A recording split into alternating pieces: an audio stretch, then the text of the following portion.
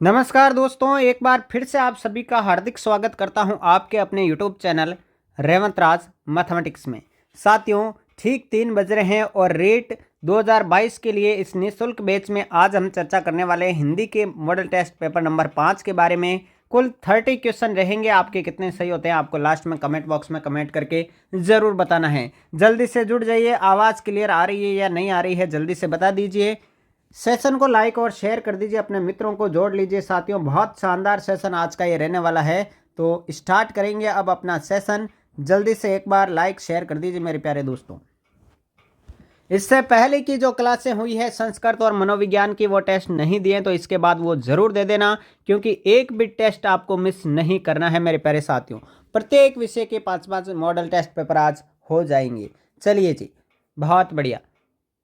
Good afternoon सभी को, सभी का स्वागत है। प्रश्न नंबर 1 की चर्चा हम करने वाले हैं। सबसे पहले पहला प्रश्न, भाषा की सार्थक लघुत्तम इकाई कौन सी है? वर्ण, वाक्य, शब्द या उपवाक्य? चलिए, 4 विकल्प आपके सामने हैं मेरे प्यारे साथियों। भाषा की सार्थक लघुत्तम इकाई कौन सी है? पहला क्वेश्चन आपकी स्क्रीन पर आ चुका है। राइट आंसर बता दीजिए जल्दी से प्यारे दोस्तों। इस प्रश्न का राइट आंसर क्या हो जाएगा? भाषा की सार्थक लघुत्तम इकाई शब्द को माना जाता है। ऑप्शन नंबर 3 जो है आपका करेक्ट आंसर बनेगा साथियों। प्रश्न नंबर 1 का तीसरा ऑप्शन बिल्कुल सही है। प्रश्न नंबर 2 की ओर बढ़ते हैं। किस क्रमांक में स्पर्श व्यंजन नहीं है? देखिए, आज 30 क्वेश्चन है और 30 के 30 आज जो है हिंदी व्याकरण के रहने वाले हैं। आज के मॉडल पेपर में शिक्षण विधियां आपको नहीं मिलेगी। चलिए बताइए जल्दी से, दूसरे प्रश्न का राइट आंसर क्या रहेगा? किस क्रमांक में स्पर्शी व्यंजन नहीं है? स्पर्श व्यंजन नहीं है। तो साथियों, किस क्रमांक में स्पर्श व्यंजन नहीं है? विकल्प है आपके स, है, ख, ग, त, थ या द, ध। बताइए राइट आंसर किसके साथ जाएगा? चलिए, बहुत बढ़िया। राइट आंसर क्या हो जाएगा? से और है, ये स्पर्श व्यंजन नहीं है। पहला ऑप्शन करेक्ट आंसर रहेगा। देखिए, कैसे मैं तक, कैसे मैं तक जो वर्ण होते हैं, जो व्यंजन होते हैं, वो सारे के सारे क्या है? स्पर्श व्यंजन है साथियों। क्या है? स्पर्श व्यंजन है। लेकिन से और है जो है स्पर्श व्यंजन की कैटेगरी में नहीं आएंगे। जिन्होंने भी दूसरा ऑप्शन बताया, पहला ऑप्शन बताया करेक्ट आंसर दूसरे प्रश्न में। आगे बढ़ते हैं प्रश्न नंबर 3 की ओर साथियों। भानुदेव में कौन सी संधि है? बताइए, भानुदेव में कौन सी संधि है साथियों? गुण संधि, अयादि संधि, यण संधि या दीर्घ संधि? 4 विकल्प आपके सामने अवेलेबल है मेरे प्यारे दोस्तों। भानुदेव, जी हाँ साथियों। राइट आंसर किसके साथ जाएगा? जल्दी से कमेंट बॉक्स में कमेंट करेंगे। वेरी गुड, राइट आंसर हो जाएगा साथियों। दीर्घ संधि का उदाहरण है भानुदेव। भानु प्लस उदय, भानुदेव दीर्घ संधि का उदाहरण है। चौथा ऑप्शन करेक्ट आंसर रहेगा प्रश्न नंबर 3 का। जिन्होंने भी चौथा ऑप्शन चुना बिल्कुल सही है। सेशन को लाइक शेयर कर दीजिए, कंजूसी नहीं करनी है, बिल्कुल मुफ्त में आपको ये शिक्षा दी जा रही है। अगला क्वेश्चन है, साधवा चरण का संधि विच्छेद किस क्रम में है? साध प्लस चरण, चरण, साधव प्लस चरण, साधु प्लस आचरण या साध प्लस आचरण? बिल्कुल ऑप्शन से भी आप कर सकते हैं, बिल्कुल इजी क्वेश्चन मान सकते हैं। साधवाचरण का संधि विच्छेद किस क्रम में है मेरे प्यारे दोस्तों? बहुत बढ़िया, बहुत शानदार। राइट आंसर हो जाएगा ऑप्शन नंबर 3। साधवाचरण जो है साथियों, साधवाचरण, इसका जो संधि विच्छेद होगा वो हो जाएगा साथियों साधु प्लस आचरण, साधु धन आचरण। ऑप्शन नंबर 3 जो है आपका करेक्ट आंसर बनेगा प्रश्न नंबर 4 का। आगे बढ़ते हैं प्रश्न नंबर 5 की ओर साथियों। संस्कृत शब्द का संधि विच्छेद क्या रहेगा? बताइए, संस्कृत शब्द का संधि विच्छेद क्या रहेगा? ये थोड़ा सा ऑप्शन ऐसा है, इसको सही कर देता हूं। देखिए, संस प्लस कृत, ये लो।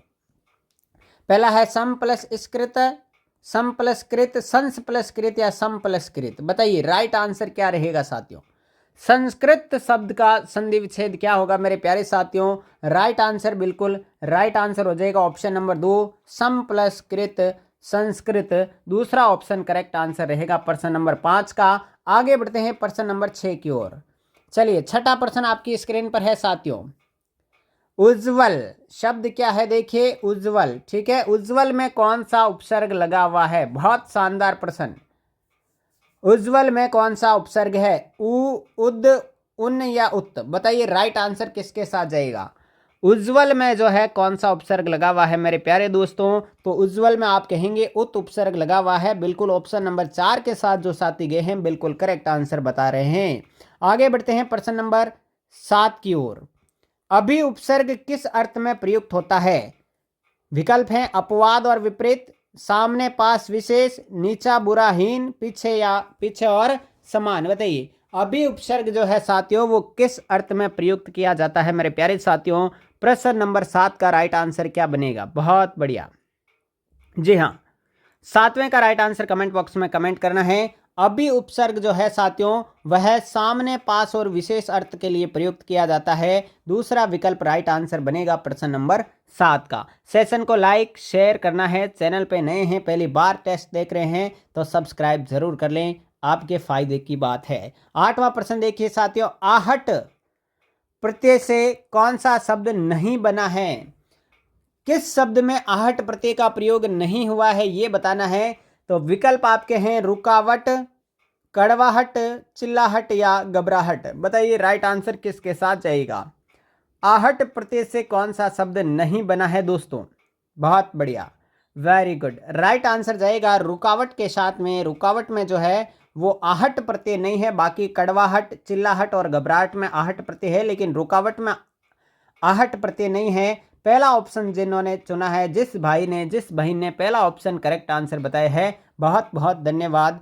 आगे बढ़ते हैं अगले प्रश्न की ओर। प्रश्न नंबर 9 देखिए, समाज शब्द में एक प्रत्यय लगाने पर कौन सा शब्द बनेगा? सामाजिक, सामाजिक, समजिक या सामाजिक। विकल्प देखिए, शब्द शुद्धि भी आपकी क्लियर हो जाएगी साथियों। समाज शब्द में एक प्रत्यय लगने से कौन सा शब्द बनेगा इनमें से? प्रश्न नंबर 9 आपकी स्क्रीन पर है साथियों।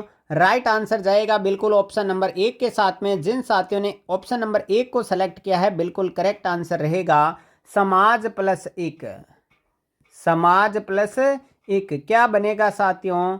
सामाजिक। क्या बनेगा? सामाजिक। आगे बढ़ते हैं प्रश्न नंबर 10 की ओर। चलिए जी, 10वां प्रश्न है, चंद्रचूड़ सामासिक पद में कौन सा समास है? चंद्रचूड़, जी हाँ साथियों, चंद्रचूड़ शब्द में कौन सा समास है? विकल्प आपके हैं तत्पुरुष, द्वंद्व, क्रमधारय या बहुब्रीहि। जल्दी से कमेंट बॉक्स में टाइप कर देंगे कमेंट इसका राइट आंसर और मेरे पास सेंड कर देंगे मित्रों। राइट आंसर कौन सा ऑप्शन बनेगा? चंद्रचूड़ में कौन सा समास है? जी हाँ, बहुत बढ़िया, चंद्रचूड़ में साथियों बहुब्रीहि समास का प्रयोग किया गया है। विकल्प नंबर 4 जिन्होंने बताया है बिल्कुल करेक्ट आंसर के साथ बढ़ रहे हैं आगे। प्रश्न नंबर 10 का चंद्रचूड़ में बहुब्रीहि समास राइट आंसर होगा। आगे बढ़ते हैं प्रश्न नंबर 11 की ओर।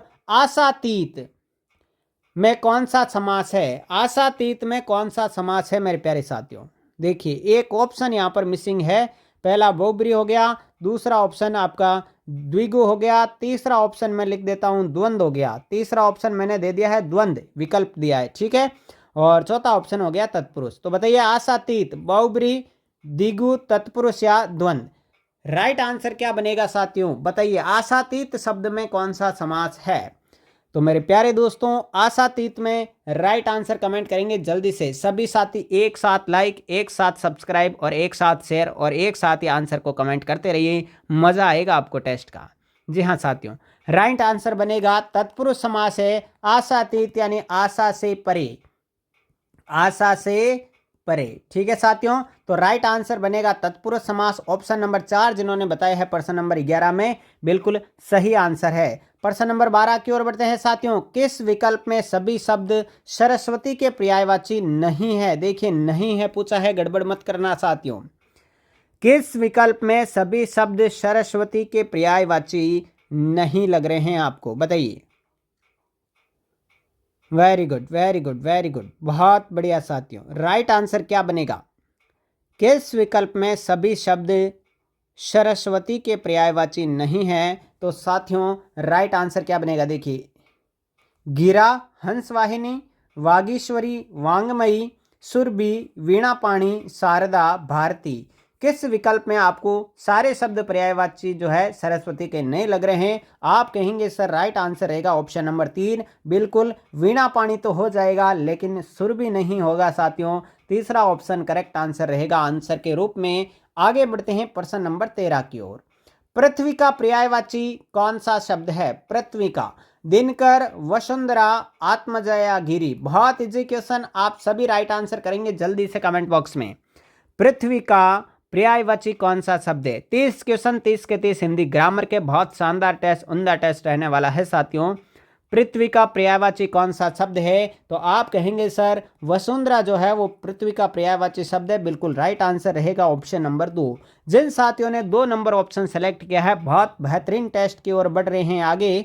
अगला है प्रश्न नंबर 14। निम्नलिखित में से आकाश का पर्यायवाची है? बताइए, इनमें से कौन सा आकाश का पर्यायवाची है? व्योम, विलोम, विस्तार या विपिन? बताइए, 4 विकल्प आपके सामने अवेलेबल है साथियों। आकाश का पर्यायवाची कौन सा रहेगा? बिल्कुल, very good very good very good, बहुत बढ़िया साथियों। आकाश का पर्यायवाची शब्द क्या हो जाएगा? व्योम हो जाएगा। ऑप्शन नंबर 1 करेक्ट आंसर बनेगा प्रश्न नंबर 14 का। पहला ऑप्शन बिल्कुल सही है। आगे बढ़ते हैं प्रश्न नंबर 15 की ओर दोस्तों। किस क्रम में आमिष का विलोम है? अब विलोम शब्द का क्वेश्चन आ चुका है। आमिष का विलोम शब्द आपको बताना है। सामिष, निरामिष, अनामिष या परामिष? 4 विकल्प आपके सामने अवेलेबल है। आमिष का विलोम शब्द कौन सा रहेगा दोस्तों, ये बताना है।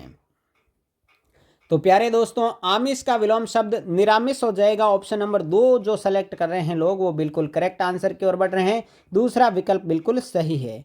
आगे बढ़ते हैं प्रश्न नंबर 16 की ओर। सृष्टि का विलोम क्या होगा? विनाश, विध्वंस, प्रलय या सर्जन? बताइए, सृष्टि का विलोम शब्द आपसे पूछा गया है साथियों। विनाश, विध्वंस, प्रलय या सर्जन? 4 विकल्प आपकी स्क्रीन पर अवेलेबल है। राइट आंसर क्लिक कर दीजिए जल्दी से। बहुत बढ़िया। सृष्टि का विलोम शब्द आपसे पूछा गया है दोस्तों। सभी का आंसर आना चाहिए, सभी का आंसर। डेली आपकी ये क्लासें चलती है बिल्कुल निःशुल्क। राइट आंसर रहेगा प्रलय। सृष्टि का विलोम प्रलय होता है। तीसरा ऑप्शन करेक्ट आंसर रहेगा साथियों। आगे बढ़ते हैं। कम बोलने वाले को क्या कहते हैं? देखिए, बहुत शानदार प्रश्न है। कम बोलने वाले को क्या कहते हैं? विकल्प है लघुभाषी, मितभाषी, अतिभाषी या मृदुभाषी। वाक्यांश के लिए एक शब्द आपके नया टॉपिक जुड़ा है पिछली रीट में ही। तो कम बोलने वाले को क्या कहते हैं? जल्दी से कमेंट बॉक्स में आंसर करेंगे साथियों। राइट आंसर क्या रहेगा? कम बोलने वाले के लिए एक शब्द क्या रहेगा? तो सर आप कहोगे एक शब्द मितभाषी हो जाएगा। बिल्कुल, ऑप्शन नंबर 2 आपका जो है, कम बोलने वाले को क्या कहेंगे? मितभाषी। और ज्यादा बोलने वाले को, अब कमेंट करो जल्दी से, ज्यादा बोलने वाले को क्या कहेंगे? ज्यादा बोलने वाला उसको क्या कहेंगे साथियों? जल्दी से कमेंट बॉक्स में कमेंट करेंगे सभी साथी। कम बोलने वाले को मितभाषी कहा जाता है। ज्यादा बोलने वाले को क्या कहा जाता है साथियों? वाचाल कहा जाता है। क्या कहते हैं साथियों? वाचाल। आगे बढ़ेंगे अगले प्रश्न की ओर। अगला प्रश्न आपकी स्क्रीन पर है, प्रश्न संख्या 18। अंश और अंश शब्द युग्म का सही अर्थ कौन सा है? अंश और अंश शब्द युग्म का सही अर्थ आपको बताना है मेरे प्यारे साथियों। जल्दी से कमेंट बॉक्स में कमेंट करेंगे। बहुत बढ़िया, बताइए। कंधा, हिस्सा, भाग, समाप्ति, भाज्य अंक, कष्ट, हिस्सा या कंधा? इस अंश का मतलब क्या होगा और इस अंश का मतलब क्या होगा, ये आपको बताना है प्रश्न नंबर 18 में दोस्तों। चलिए जल्दी से कमेंट करेंगे। वेरी गुड, बहुत बढ़िया। सेशन को लाइक नहीं किया तो लाइक कर दें, शेयर कर दीजिए मेरे प्यारे दोस्तों। निःशुल्क कक्षाएं केवल और केवल यूट्यूब पर। प्रश्न नंबर 18 का राइट आंसर हो जाएगा विकल्प नंबर 4। ये जो अंश लिखा हुआ है, इस अंश का मतलब होता है साथियों हिस्सा। इस अंश का मतलब क्या होता है? हिस्सा। और ये वाला जो अंश लिखा हुआ है, इस अंश का मतलब होता है साथियों कंधा। क्या होता है? कंधा। तो आप समझ गए होंगे, विकल्प नंबर 4 जो है आपका करेक्ट आंसर बनेगा प्रश्न नंबर 18 का। आगे बढ़ते हैं प्रश्न नंबर 19 की ओर साथियों। 19वां प्रश्न आपकी स्क्रीन पर आ चुका है।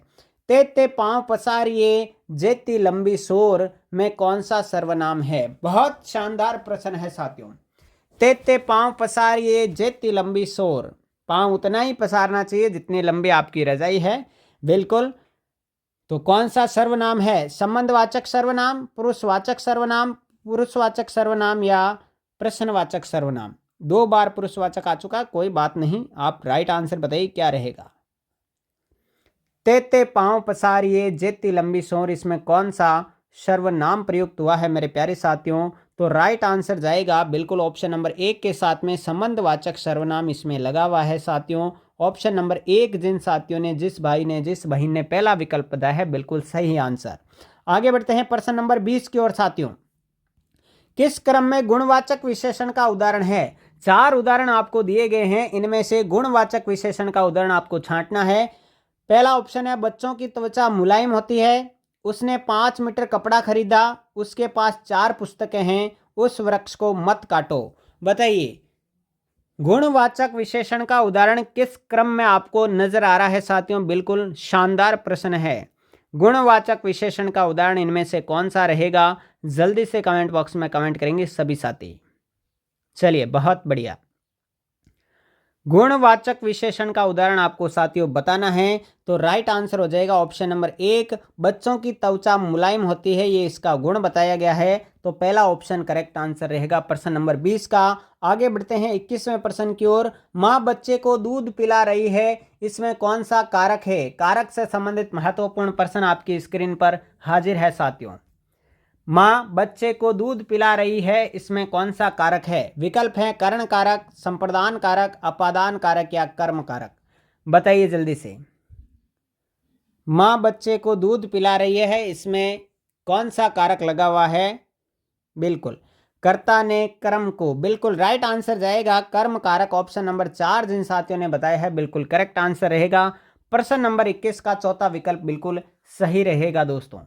सेशन को लाइक शेयर कर दीजिए, चैनल को सब्सक्राइब करके रखना ही है। प्रश्न नंबर 22 आपकी स्क्रीन पर। निम्न में से संयुक्त वाक्य का चयन कीजिए। चलिए संयुक्त वाक्य कौन सा है इनमें से ये बताना है। पहला विकल्प है जो परिश्रम करता है वही आगे बढ़ता है। दूसरा है क्या मेरे बिना वह पढ़ नहीं सकता है। तीसरा मैं पढ़ता हूं और वह गाता है। चौथा परिश्रमी व्यक्ति ही सफलता प्राप्त करता है। बताइए इन 4 में से संयुक्त वाक्य आपको कौन सा नजर आ रहा है? जल्दी से कमेंट बॉक्स में सभी साथी एक साथ कमेंट करेंगे।